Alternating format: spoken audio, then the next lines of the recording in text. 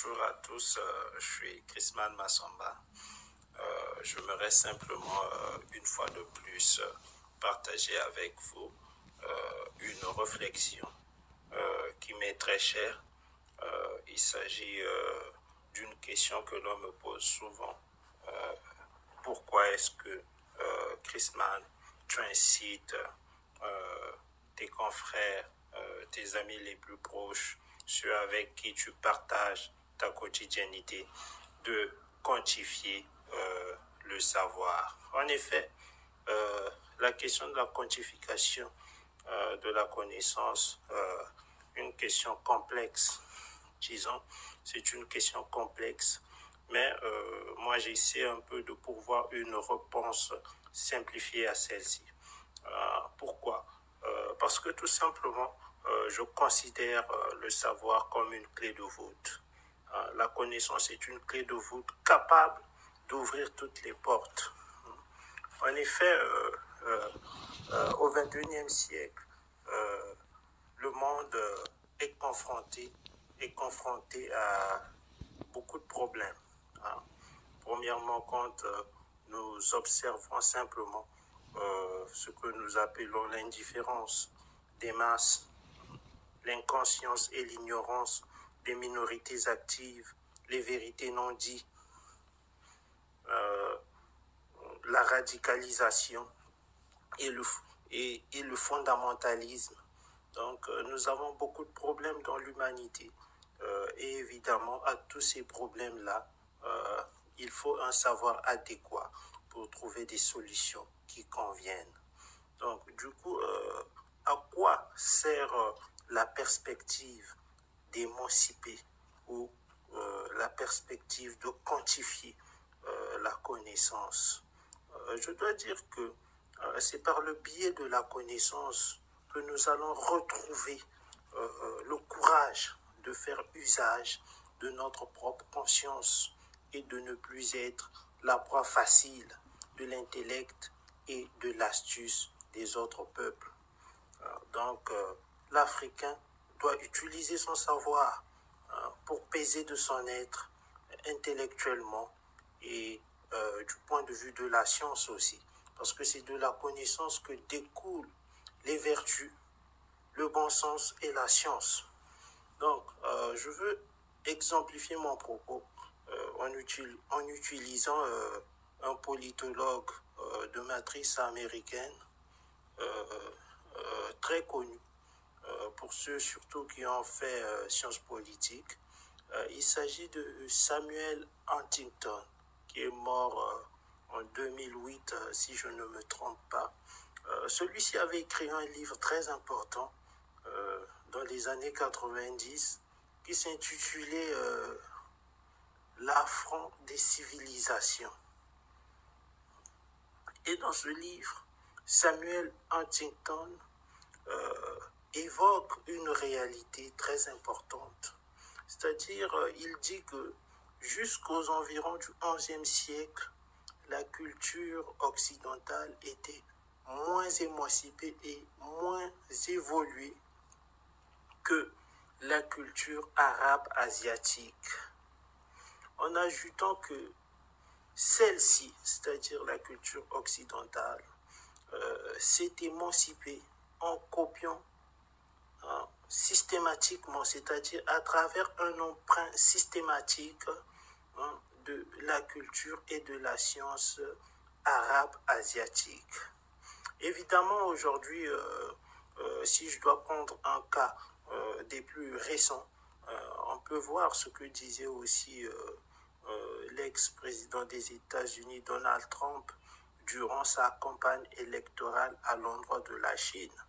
Il disait que la Chine violente l'Amérique, d'où sa perspective de l'America First, donc l'Amérique d'abord.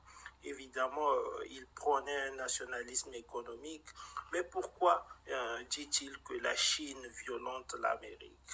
Simplement parce que les Chinois pratiquent sur l'Occident ce que l'Occident a pratiqué à la culture arabe asiatique auparavant. Les Chinois ont fait l'emprunt systématique de la culture et de la science occidentale et évidemment ont émancipé la leur. Et aujourd'hui, nous voyons la Chine qui devient une seconde économie mondiale et les pronostics disent qu'elle peut devenir la première puissance vers 2035. Donc, avant même 2050. Donc, c'est pour dire que c'est par le biais de la connaissance que l'on change les choses. Les Chinois ont copié, ont effectué l'emprunt systématique de la connaissance occidentale et évidemment, ils sont en train d'exceller en cela et ils sont en train d'émanciper leur culture. Mais il faudrait faire très attention car il ne s'agit pas d'un emprunt aveugle. La Chine copie la science et évidemment, quand je pense à l'Afrique aujourd'hui, je ne pense pas que l'Afrique soit incapable au XXIe siècle de copier la science des autres ou ce qu'il y a de mieux dans la science des autres. Donc, nous avons devant nous en Afrique aujourd'hui et en Afrique, disons, une jeunesse hors d'Afrique qui excelle un peu par-ci, par-là. Et il s'agit d'appliquer la même méthode, c'est-à-dire coopter cette jeunesse-là et l'insérer dans un système créé pour quantifier de façon endogène le savoir. Mais il faudrait faire très attention, car il y a un certain nombre d'Africains qui pensent que la quantification de la connaissance endogène de l'Afrique exclut l'emprunt systématique de la connaissance extérieure ou exogène à l'Afrique. Non, la connaissance n'est pas d'un seul peuple. Évidemment, les autres se sont émancipés en copiant la connaissance de l'Antiquité africaine. Et évidemment, aujourd'hui, l'Afrique doit se réapproprier de ce savoir-là en recopiant systématiquement ce qui lui appartenait.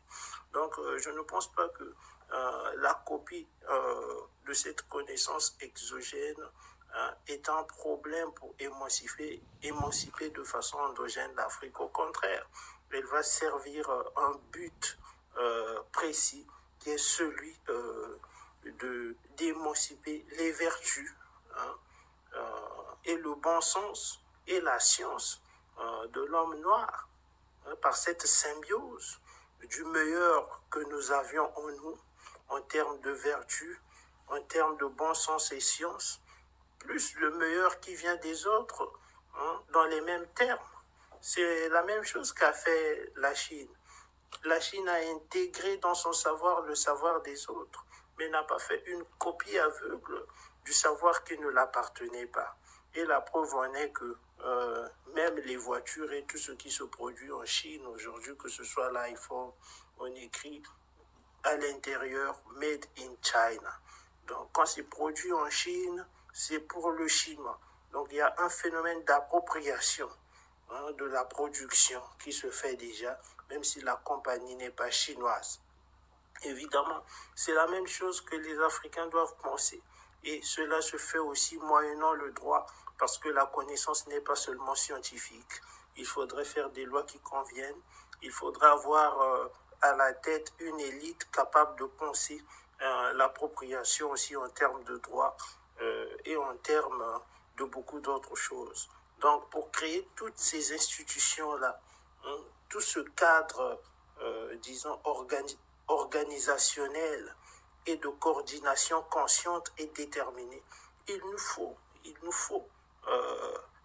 utiliser cette jeunesse africaine qui déjà excelle hors du continent et la ramener en Afrique pour faire usage à bon escient du savoir déjà acquis par celle-ci. Et évidemment, quand cette jeunesse n'est pas utilisée, cela se fait au détriment de l'émancipation de l'Afrique, car un peuple qui marginalise les meilleurs stagne. Parce que tout simplement, la stagnation naît du déni de la connaissance. Même pour les croyants, évidemment, la Bible dit que le peuple périt faute de connaissance. Évidemment, là où la connaissance n'est pas devant la façon de faire, évidemment, les gens périssent, les gens souffrent, hein. Les gens s'adonnent, disons, à des dogmes qui n'apportent pas des solutions. Donc, évidemment, il ne faut pas dogmatiser la vie de l'homme noir. Il faudrait faire comme tout le monde, car l'humanité a toujours eu, disons, une base sous-jacente en termes de vertu qui de plus en plus devient globale.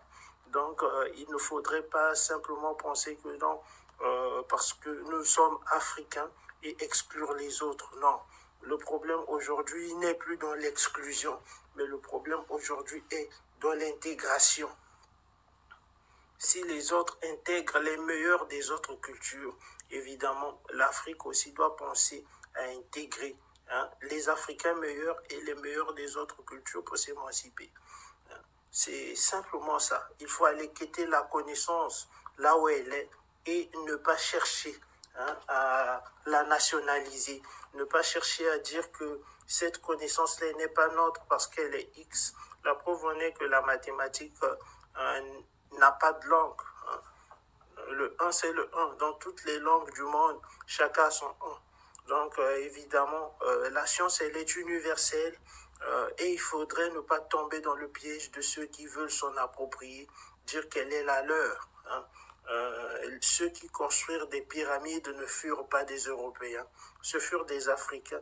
Point simple, parce qu'ils se trouvaient en Afrique. Donc du coup, si cette science-là a été copiée et ramenée ailleurs, évidemment, ceux-là se sont inspirés de l'homme noir. Et aujourd'hui encore, nous avons la preuve que beaucoup sont des objets, disons, des Africains très anciens qui ne sont pas en Afrique, mais qui se trouvent dans les musées un peu partout en Europe. Donc, c'est un vol, disons même, de la connaissance. Donc, nous devrions nous-mêmes aussi chercher à se réapproprier ce qui est nôtre. Mais si on le fait avec ignorance, évidemment, la cause sera vouée au désespoir. Il faudrait donc utiliser le savoir pour que le savoir nous sorte du joug de l'ignorance. Car c'est par ignorance qu'aujourd'hui, par exemple, dans beaucoup d'États d'Afrique, nous parlons de nations, mais la culture tribale est au-dessus de la culture nationale. Donc chacun tient à sa tribu plus qu'à la nation. Donc il faudrait penser à trouver une solution à ces questions. Mais c'est moyennant le savoir, c'est moyennant un système éducatif qui va créer le citoyen d'une nation et non l'enfant appartenant à une tribu. Donc pour dépasser tout ça, il faut des gens capables de penser ces politiques-là. Et l'Afrique ne manque pas des cadres qui ont fait des études qui peuvent apporter leur pierre à l'édifice pour des politiques adéquates, pour une transformation endogène, pour une transformation ontologique de l'homme noir. Donc du coup, je vais vous remercier. Je pense que ces petites notions pourront nous aider aussi à émanciper le savoir des uns et des autres. Et de temps en temps, j'essaierai de faire plus de vidéos sur des thématiques qui sont d'une importance majeure pour l'émancipation du continent, puisque cela fait partie de mon objet d'étude aussi. Et c'est juste aussi pour moraliser la jeunesse. Nous avons eu pas mal de jeunes frères qui, en suivant nos conseils, ont fait aussi un bon parcours. C'est vrai que nous sommes des activistes de foi anonymes, parce que nous le faisons de nous-mêmes, mais il faudrait toujours solliciter que ceux qui ont des capacités d'aider la jeunesse de leur pays de le faire. Parce qu'aujourd'hui, beaucoup d'étudiants sont capables, nous les voyons, et nombreux manquent de soutien aussi. Et il faudrait que leurs revendications arrivent aux personnes compétentes qui peuvent les aider à s'émanciper selon leurs connaissances. En tout cas, merci à tous. Je vous invite à partager la vidéo et à discuter, à critiquer et aussi à m'envoyer un feedback s'il y a des choses à modifier. Évidemment, la connaissance se quantifie aussi par la discussion. Hein? L'acception de la critique, c'est ce qui fait évoluer les choses. Il ne faut pas toujours laisser que le moi, hein, qui est haïssable, triomphe. Hein? Il faut que nous acceptions aussi la critique des autres, hein, que deux fois nous gérons l'information pour donner des réponses qui conviennent. L'important n'est pas de donner des réponses hâtives, mais l'important c'est de donner une réponse intelligemment pensée et constructive. En tout cas, merci à tous et je vous en prie d'aimer et de partager la vidéo.